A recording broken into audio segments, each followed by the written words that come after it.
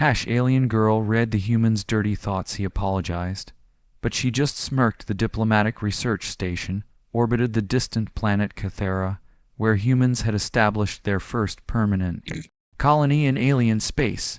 Dr. Marcus Webb had been assigned to the xenobiology department for 3 months now, and still felt like an outsider among the mixed crew of humans and Catherans. The Catherans were a fascinating species with their pale blue skin, translucent enough to show the network of silver veins beneath, and their large violet eyes that seemed to hold ancient wisdom.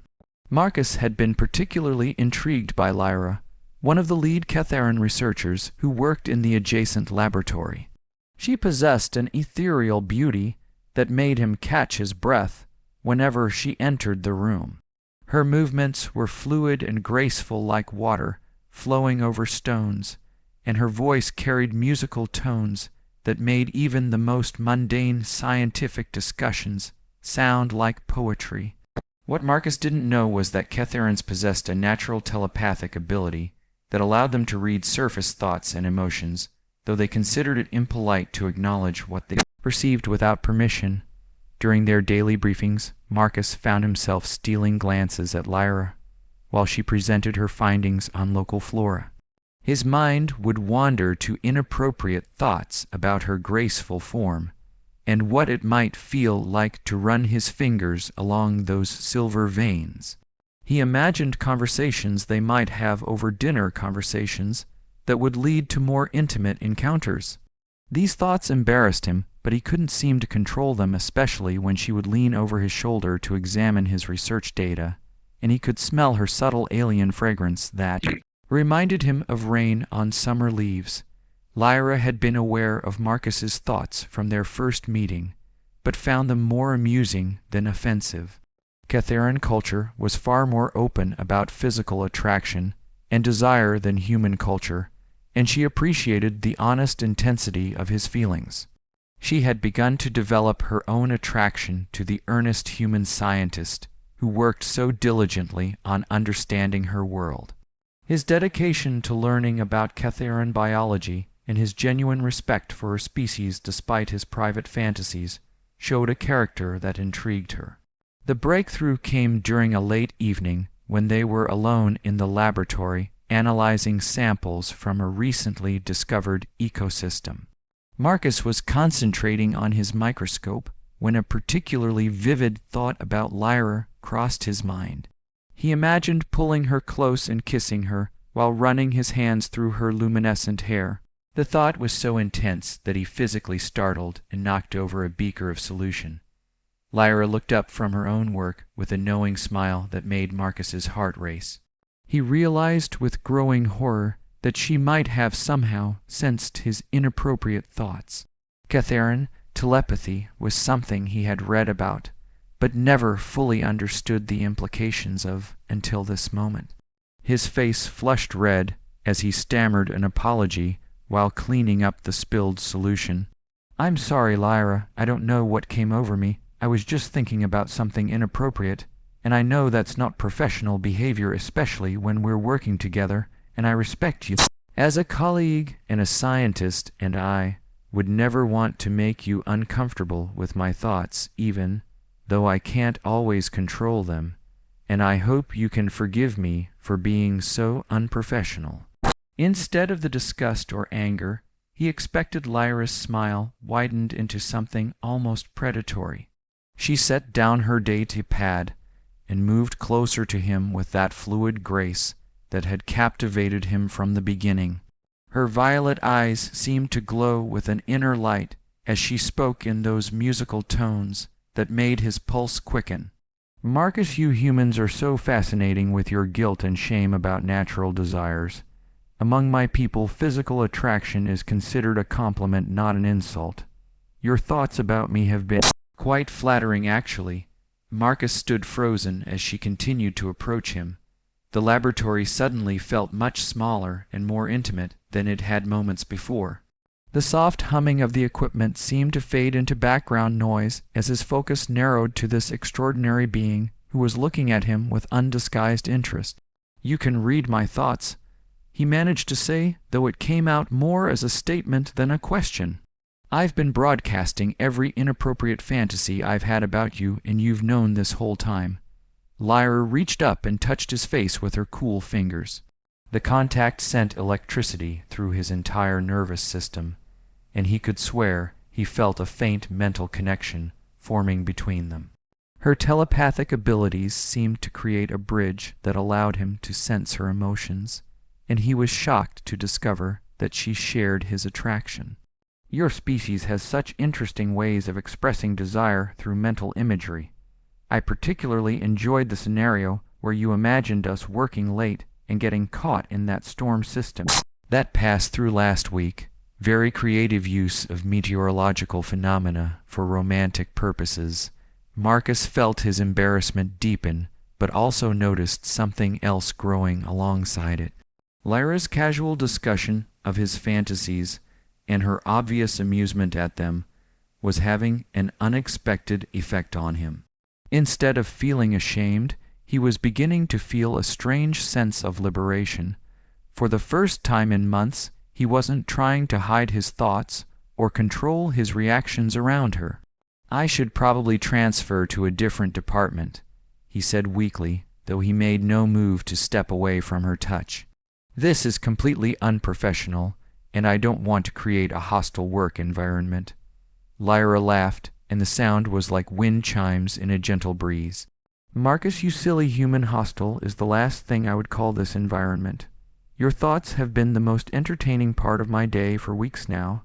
Did you really think I hadn't noticed how you always volunteer to help with my experiments, or how you time your breaks to coincide with mine?" The realization that she had been aware of his behavior all along should have mortified him, but instead it filled him with a reckless courage he had never felt before. If she already knew everything he had been thinking, then there was no point in continuing to hide his feelings. "So, what happens now?"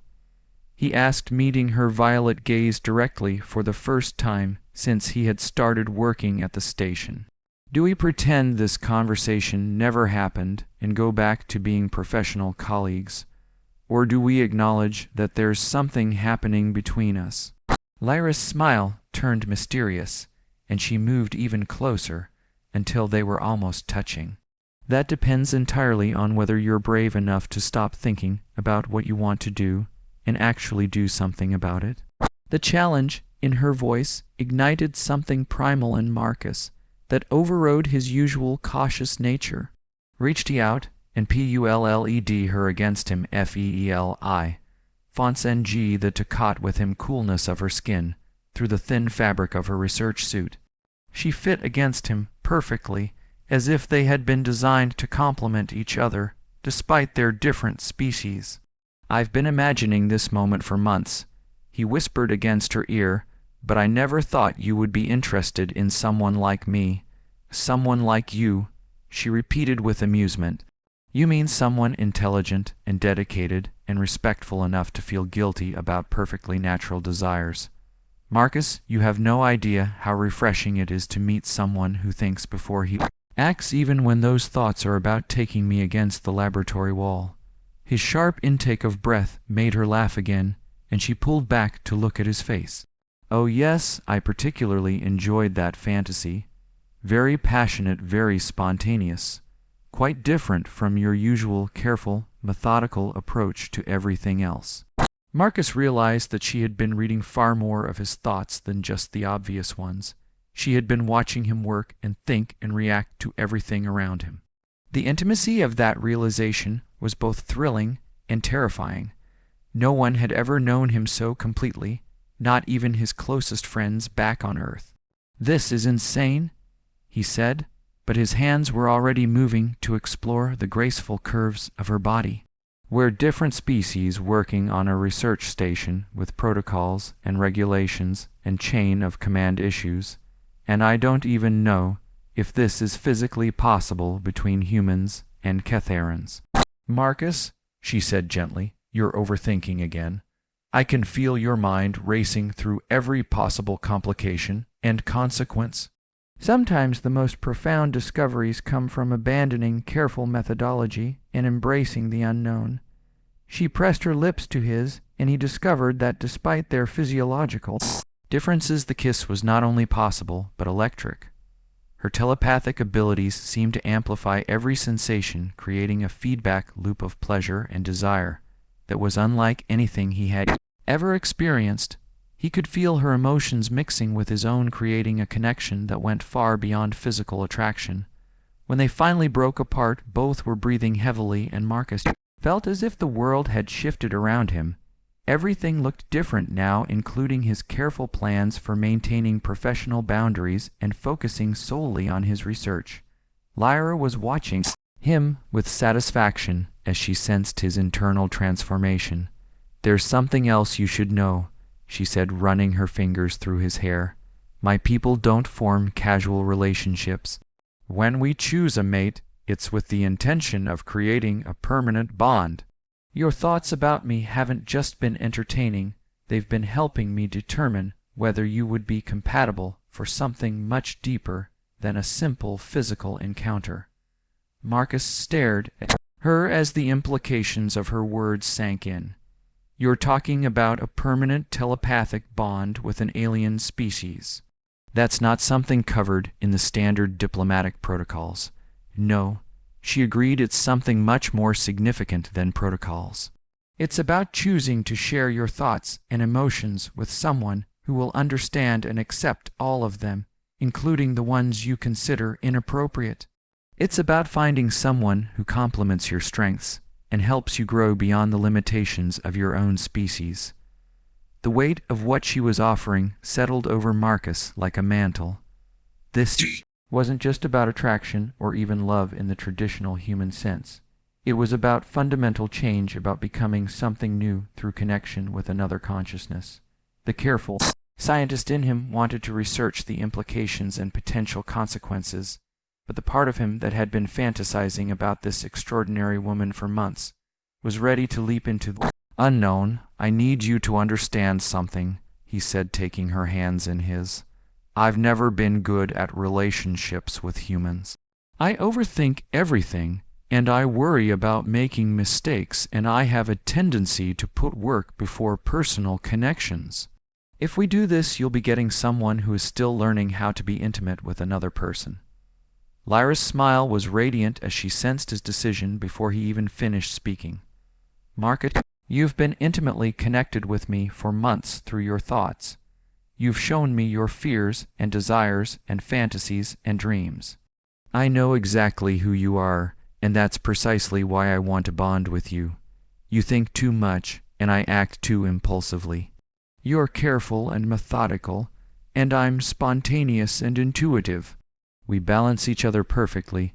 She moved to the laboratory's main door and activated the privacy lock, then turned back to him with that predatory smile that made his pulse race.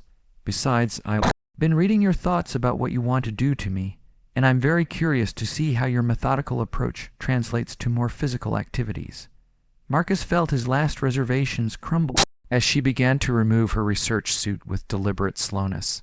The sight of her revealed form was even more beautiful than he had imagined, with patterns of silver veins creating intricate designs across her pale blue skin. When she reached out to help him with his own clothing, he realized that this moment marked the end of his life as a purely human scientist and the beginning of something entirely new. The connection they formed that night went far beyond physical intimacy. Through their telepathic bond, Marcus experienced emotions and sensations that no human had ever felt, while Lyra discovered the complex intensity of human passion, filtered through a mind that analyzed and cataloged every sensation. Their differences enhanced rather than hindered their connection, creating something that was greater than the sum of its parts. In the weeks that followed, their relationship became the subject of intense scientific interest and some diplomatic concern. The first successful human Catharan bonding had implications that reached far beyond their personal happiness. Marcus found himself at the center of a new field of study, while Lyra became an ambassador for deeper cooperation between their species. Their bond proved that the barriers between species were not insurmountable, and that meaningful connections could be formed across the vast differences in biology and culture. Marcus's initial embarrassment about his inappropriate thoughts had led to discoveries that would reshape how both species understood the possibilities of interspecies relationships. Dirty thoughts that had once made him burn with shame became the foundation for a love that bridged worlds and opened new possibilities for the future of human-alien relations. Sometimes the most profound connections begin with the most basic desires and grow into something that transforms everyone involved.